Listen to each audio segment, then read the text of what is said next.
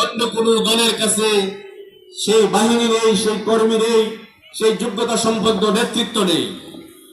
আমরা আপনাদেরকে জামায়াতে ইসলামীর পক্ষ থেকে আমরা কখনো বলিনি আমাদের কোনো পীরের দিকে আমাদের কোনো আহ্বান আমরা কখনো করি না। আমরা কখনো আমাদের বাপ দাদার আদর্শের দিকে, কারো পিতার আদর্শের দিকে, কারো পিতার স্বপ্নের দিকে যদি বড়লেখা সোনার আগামী দিনের এমপি পদপ্রার্থী জননেতা মৌলানা আমিনুল ইসলাম বক্তব্য রাখার জন্য আমি সবিনয় অনুরোধ করছি। জননেতা মৌলানা বিকল্প শক্তি সম্মানিত উপস্থিতি, আমি আপনাদের এলাকার খনক গরিব বড়লেখাবাসীর কাছে আমি জামাত আজকে আপনাদের কাছে আমাকে পাঠিয়েছেন আপনাদের ভালোবাসা নিয়ে, আপনাদের সহযোগিতা নিয়ে আমরা জড়িত করে দেব, এই আশঙ্কা করে দেব ইনশাআল্লাহ। শুভেচ্ছা ও স্বাগতম জুরিবাসীর পক্ষ থেকে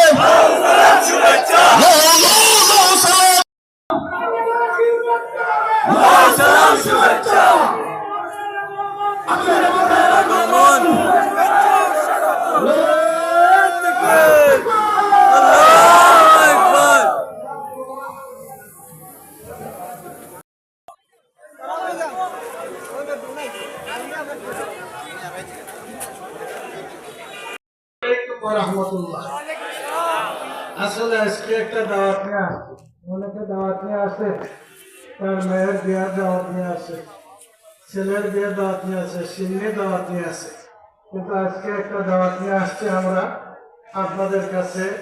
সেটা হচ্ছে যে দাওয়াতটা নিয়ে নবীর হাজির হয়েছিলেন এবং আল্লাহ যে নির্দেশ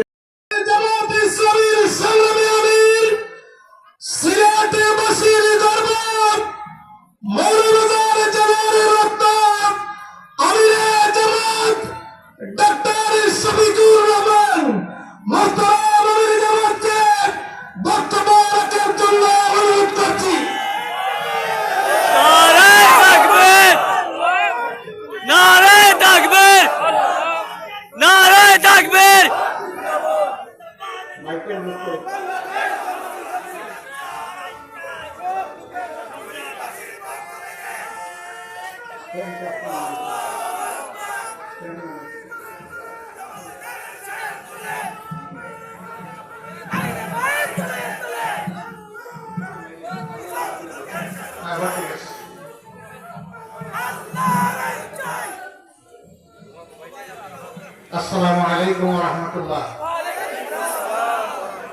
পড়ার ওয়েদার গরমের মাঝে আপনারা ভালো আছেন তো? আলহামদুলিল্লাহ। এর আগে আপনারা সভাপতি হিসাবে আমির সাহেবের শুকরিয়া আদায় করছেন। গতকাল বাইরে বৃষ্টি আছে, আর আসলে এই ধরনের একটা সবার খবরও গতকালকেও তারা পাইছেন বিদ্যালয় থেকে। এর মাঝে আল্লাহ আপনারা দোয়া কবুল করছেন, আল্লাহ একটা সুন্দর দিন দিছেন এবং এর সাথে একটু রোদ দিয়া পরীক্ষা করা যায় আমরা ধৈর্য ধরতাম পারি কিনা। মনে মনে আপনারা কইবা যে আপনি তো ছায়ার মাঝে আর আমরা রোদের মাঝে, ধৈর্য তো সমান হইল না। এখন বাংলাদেশও বৈষম্য বিরোধী আন্দোলন চলে, আর এই সময় বৈষম্য, আপনারা ছায়াত আমরা রোদি, ইনশাআল্লাহ আমি বেশ সময় কষ্ট দিতাম না। আলহামদুলিল্লাহ রাব্বিল আলামিন ওয়াসসালাতু ওয়াসসালামু আলা রাসূলিল কারীম ওয়া আলা আলিহি ওয়া সাহবিহি ওয়া আহলি বাইতি আজমাইন, আম্মা বা'দ।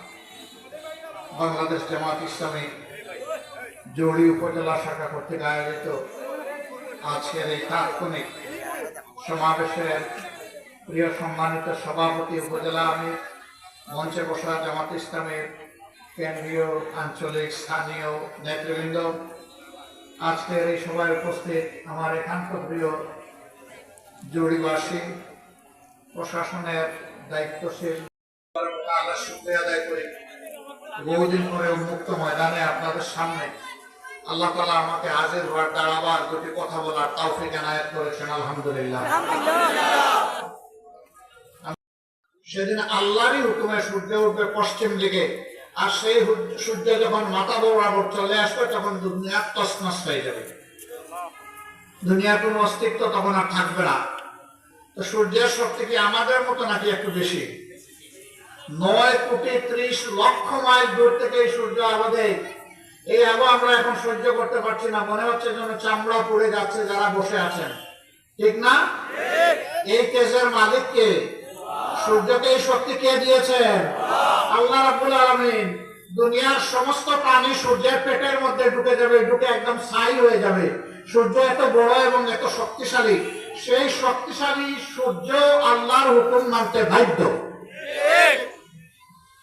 সেইটা বলে না, বলতে পারে না যে এতদিন ধরে জন্ম থেকে পূর্ব দিকে উঠছি, এবার থেকে পশ্চিম দিকে উঠলে কেমন লাগে, এখন আমি আগামীকাল আর পূর্ব দিকে উঠবো না। এই কথা বলার কোন শক্তি সূর্যের নেই। আল্লাহর সৃষ্টিতে মানুষ ছাড়া, জিন ছাড়া যত জাত আছে, সমস্ত জাতকে আল্লাহ তার হুকুমের বাধ্যগত অনুগত করেছেন। আল্লাহর হুকুম মানতে বাধ্য, কিন্তু এই দুইটা জাতকে আল্লাহ তাআলা স্বাধীনতা দিয়েছেন, তার সাথে তাদেরকে ভালো মন্দ পরখ করার জন্য বিবেক দিয়েছেন। আল্লাহ বলে দিয়েছেন এটি মন্দ, এটি ভালো, এটি নবীদের পথ, এটি ভালো মানুষের পথ, এটি সমাজ। আমাদের এই লড়াই ততক্ষণ পর্যন্ত থাকবে যতক্ষণ পর্যন্ত ধড় ওঠানামা করবে, শ্বাস ওঠানামা করবে, যতক্ষণ পর্যন্ত ধমনীতে রক্ত সঞ্চালিত হবে। আল্লাহ যেন ততক্ষণ পর্যন্ত এই লড়াই আমাদেরকে চালিয়ে যাওয়ার তৌফিক দান করে। আমরা সরকারে গেলাম না, এটা আমাদের ব্যাপার।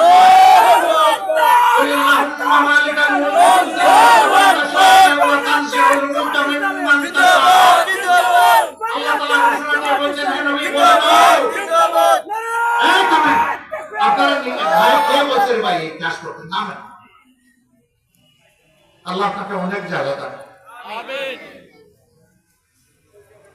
আল্লাহ তাআলা বলছেন, হ্যাঁ নবী জানিয়ে দিন, ক্ষমতা দেওয়ার মালিক আমি, কারণ সমস্ত মুলুকের বাদশাহী আমার, সমস্ত সৃষ্টির উপরে বাদশাহী আমার। আমার বাদশাহী থেকে কোন কোন জায়গায় ছোট ছোট বাদশাহী আমি দান করি, রাজত্ব আমি দান করি।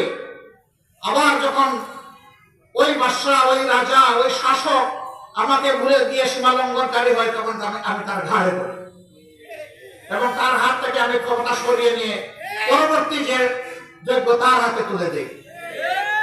কাজে এই ক্ষমতার লড়াই এটি আমাদের দায়িত্ব নয়, বরঞ্চ মানবতার লড়াই আমাদের দায়িত্ব। আপনার বয়স যাই হোক, আল্লাহ যেন যৌবনের শক্তি আমাদেরকে দিয়ে রাখেন।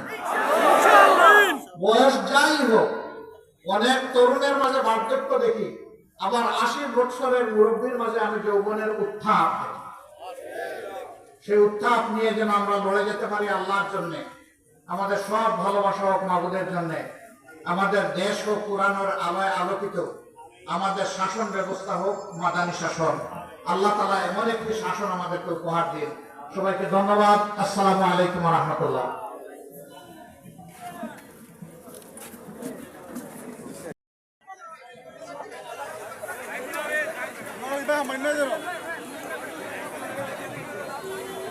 একটি লাল ব্যাগের মধ্যে কিছু পণ্য কুরিয়ার পাওয়া গেছে। হারিয়ে কাছে একটি মোবাইল হারানো গিয়েছে, পেয়ে থাকেন।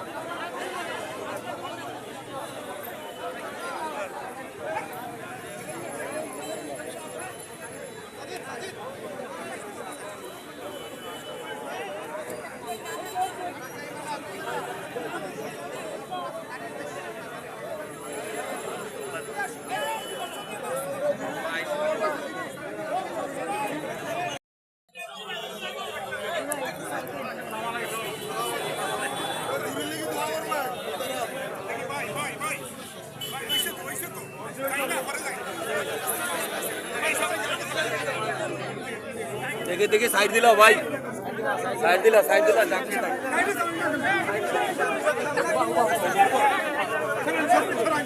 সবাই নাস্তা কিলো।